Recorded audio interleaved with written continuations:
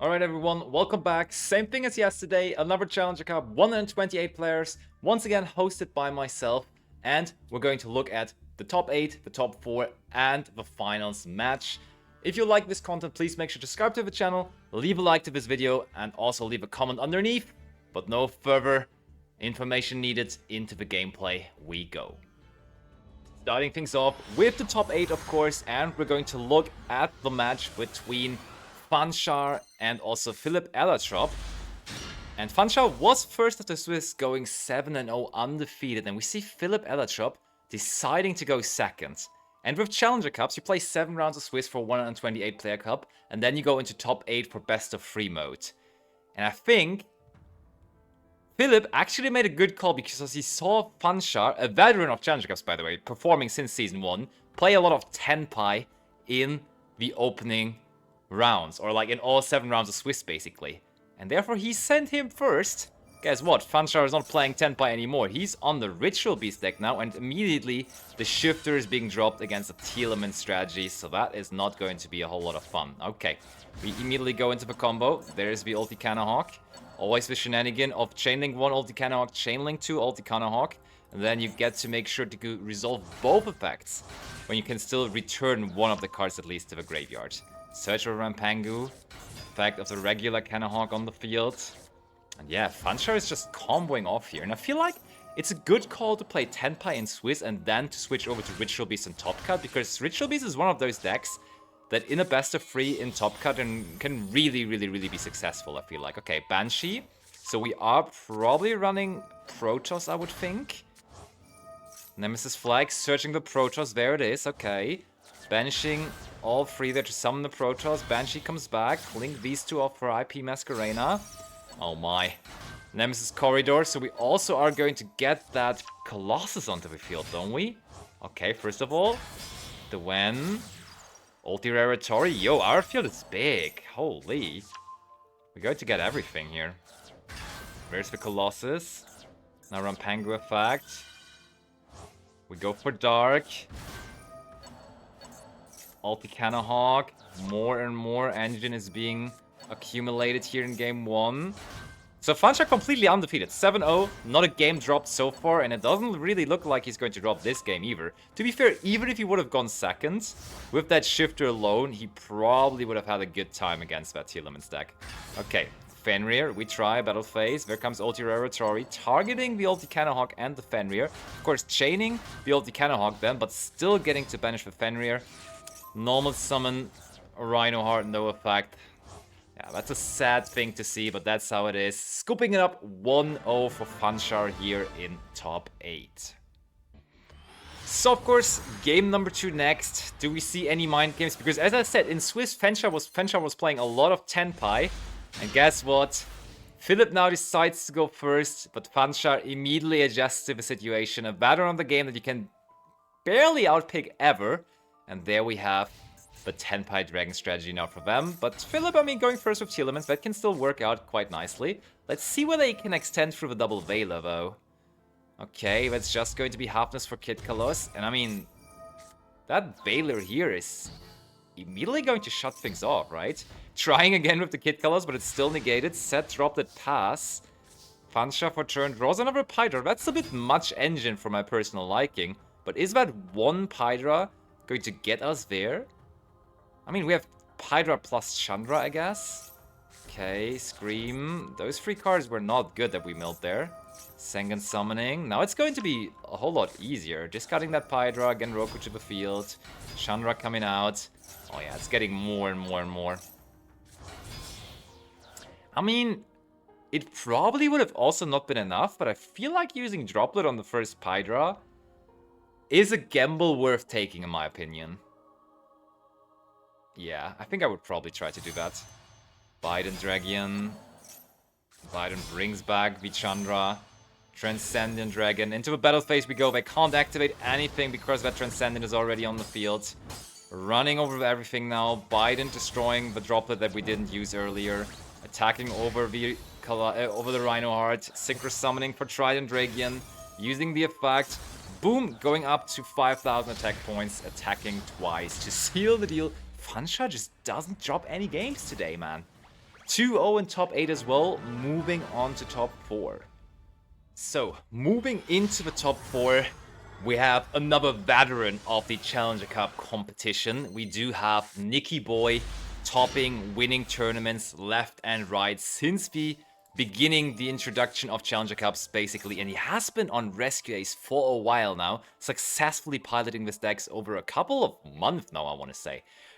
And did he choose to go first? Yes, Nicky Boy chose to go first, and he starts things off by activating Prosperity into that Ash Blossom, trying to play around a potential Maxi here. That's going to be Ash Blossom for the original.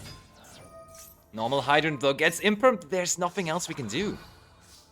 Nicky Boy is going to pass against this. And Thomas has been making waves in Swiss already with his Tenpai deck, so it's kind of expected that he is running that.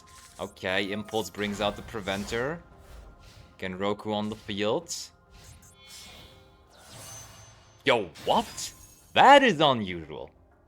We immediately synchro off the Genroku and the Magnamut that we summoned in the end phase for Baron de Fleur. Holy. So basically, Magnamut in the end phase turned into a 1-card Baron de Fleur on our turn now. I love this. This is really good.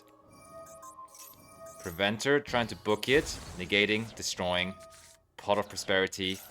Gets Ash by Nicky Boy. 2 more cards. He's just saying, hopefully there's nothing else, but normal summon Pydra immediately is reason to give up. So we see Thomas taking down game 1 here against the all-star Nicky Boy. So let's see how game 2 is going to go down. Game number 2, therefore it is, and Nicky Boy just wants to continue doing what he is doing best. So he saw Thomas being on Tenpai the entire tournament, essentially, and Nicky Boy just doesn't care. He says, my deck is good enough going first, so I will try again one more time here. Let's see how this works out.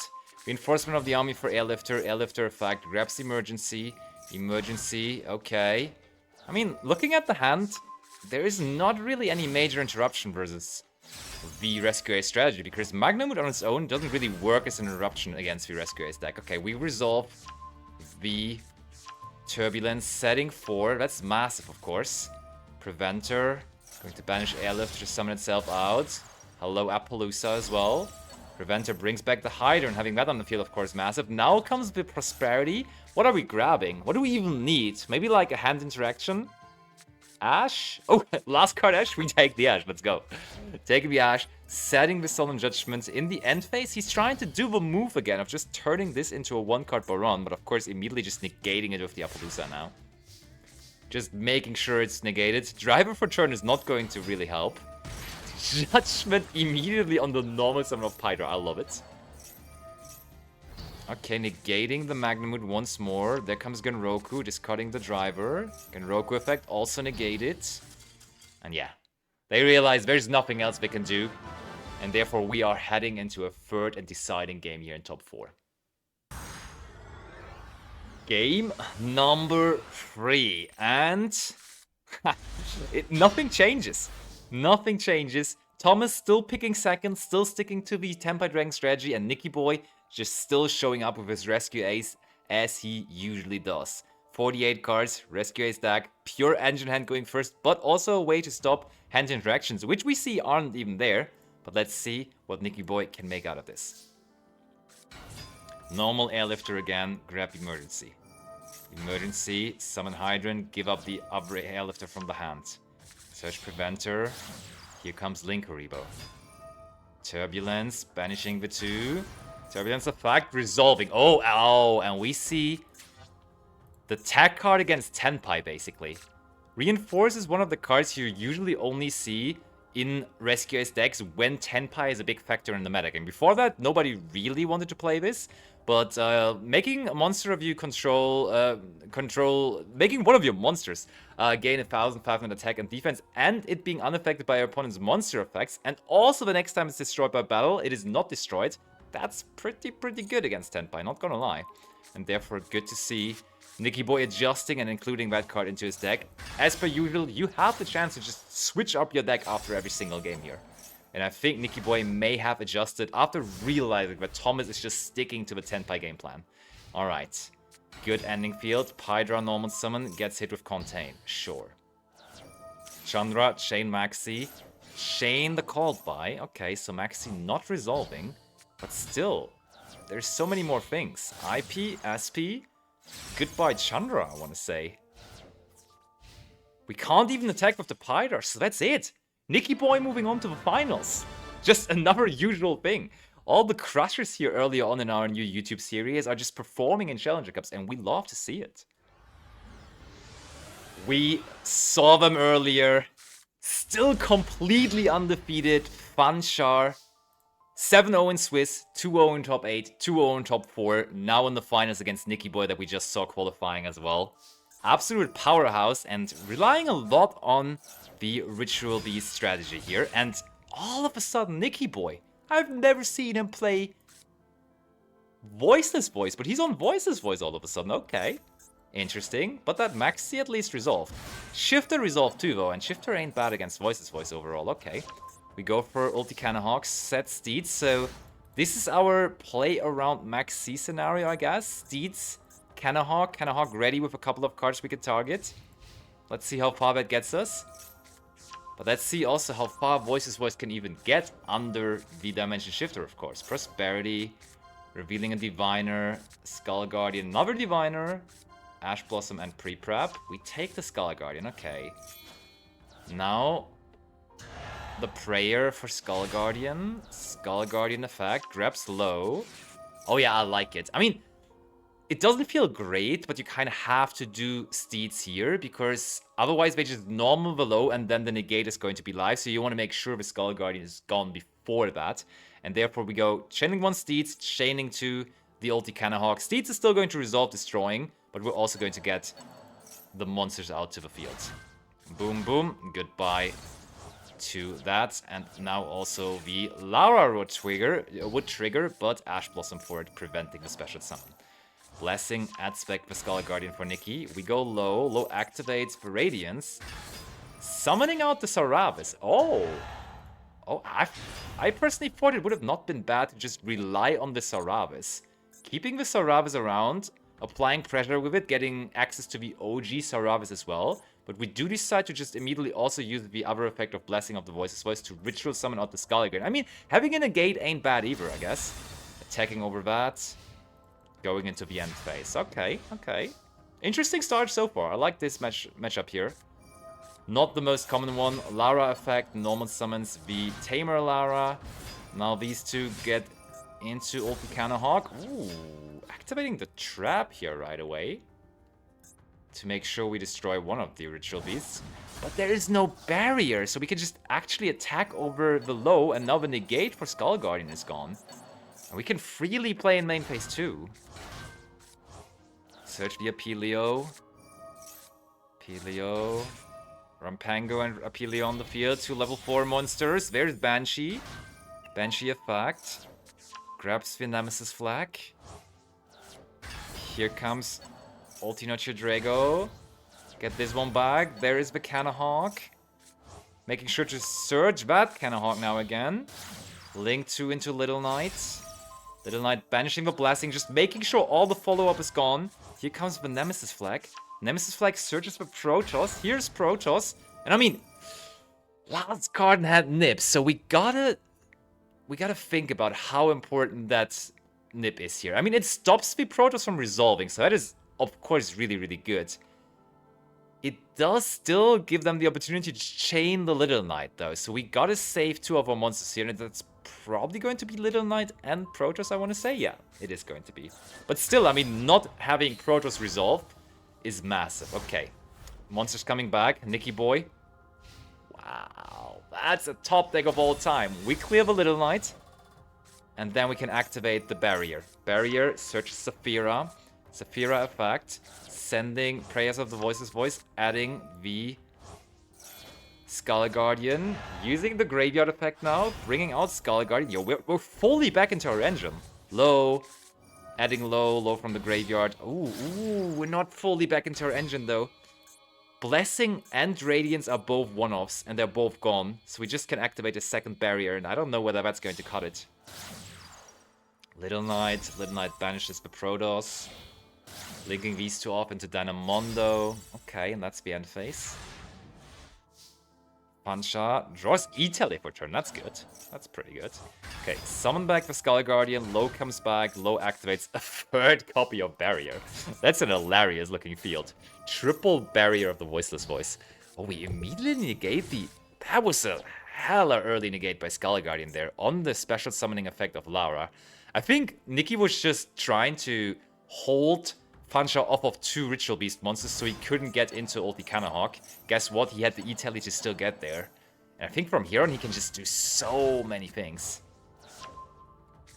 Search Inheritance. Another ulti Kanahawk. Using both effects. Bring back these 2. Search for the Wen. Inheritance. Linking into Kim and Falkos. That's an intense match we get to see here as game 1 of the finals. Fansha still undefeated, and is he going to get there? I think he's going to get there, right? That's a lot of attack points. Attacking over Skull Guardian. Oh, I think he's attacking for game. Something that people don't realize. Prayers of the Voiceless Voice only lets you summon back the Skull Guardian from the graveyard when it gets destroyed or leaves the field by an opponent's card effect, not by battle though. So we can freely attack over it. We could just freely attack over it, and Fansha seals the deal. Still undefeated, man. Fansha up 1-0 here in the finals of this. Let's go. So the big question now, of course, is going to be, is Fansha going to be able to go start to finish? Won every single game so far, but can he win this one now as well? Fansha, oh, back-to-back games of dropping the shifter. Back to the Tenpai Dragon strategy he is.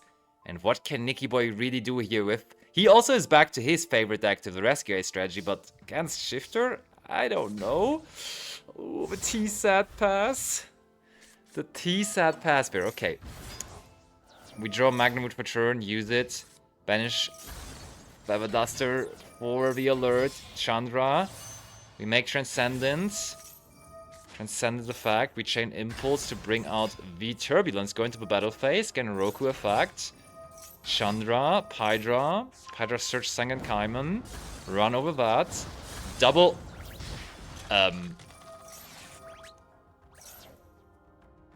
excuse me? That was a huge misstep by Fanshar. We could have done the Sangan Kaiman into another monster shenanigans like Fadra plus something else before we doubled with the Transcendent Dragon. I'm fairly sure that he forgot that we were under Shifter here. Because if we weren't under Shifter, this would just go to the graveyard and we could summon it back easy peasy, no problem at all. But because of the fact that we're under Shifter, now the Transcendent can't come back and we can just use our Ash Blossom on the Sangan Kaiman. And I think we don't get to game now anymore, yeah. We make Seals. We make Seals and pass. Search Genroku in the end phase, also joining the field, sure. Nicky Boy's turn, drawing Fire Engine, normal Maxi.